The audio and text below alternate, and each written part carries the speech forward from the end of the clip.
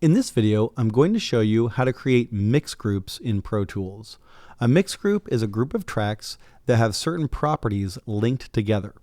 So first of all, I have my kick here and it's selected, the kick in track, and I'm going to shift click to select the entire range of drum tracks.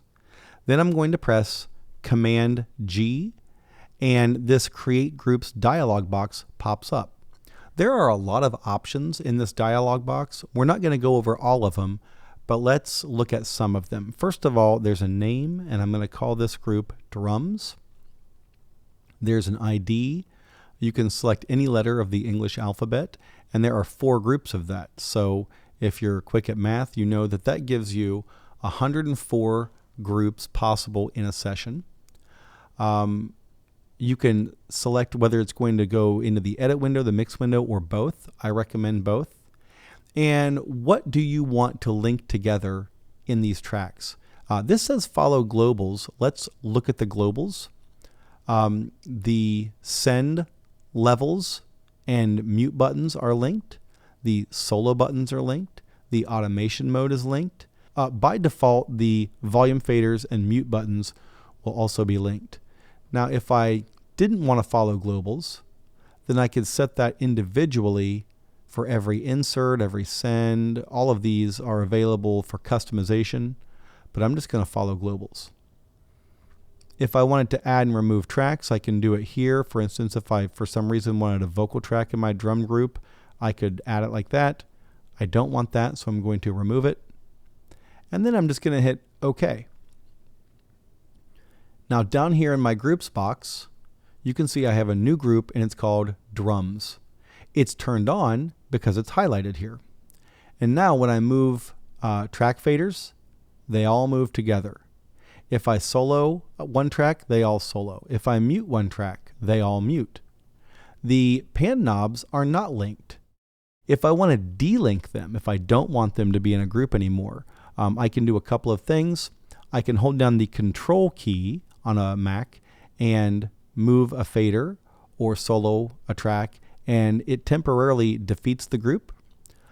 Or I can just turn the group off down here by clicking that and turning it off. And now it's no longer linked together. So you can turn groups on and off.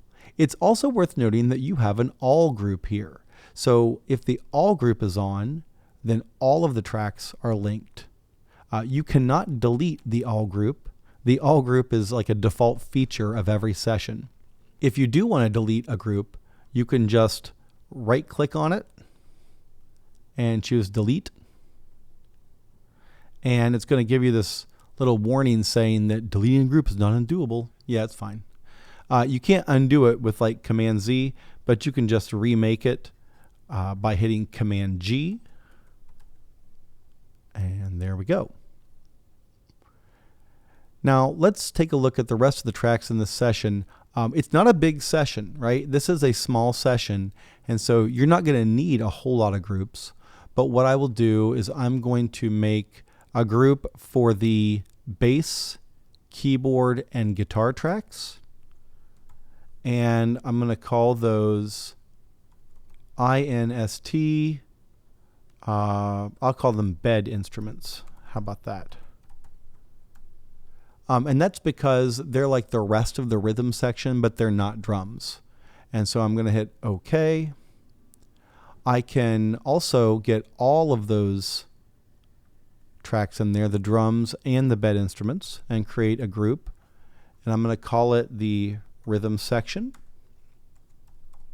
And this also shows you that tracks can be in more than one group. Whichever group is biggest takes precedence when things are linked together. The saxophone is an instrument, but it's just a single track. I'm not going to put it in a group. The vocal tracks, I mean, there are 2 vocal tracks, but we're probably only going to use one of them because they're the same performance tracked on 2 different mics. So I'm not going to put those in a group either. I'm going to turn these groups off for now, but this is how you create mix groups in Pro Tools. In the next video, we're going to look at VCA master tracks and how those interact with groups.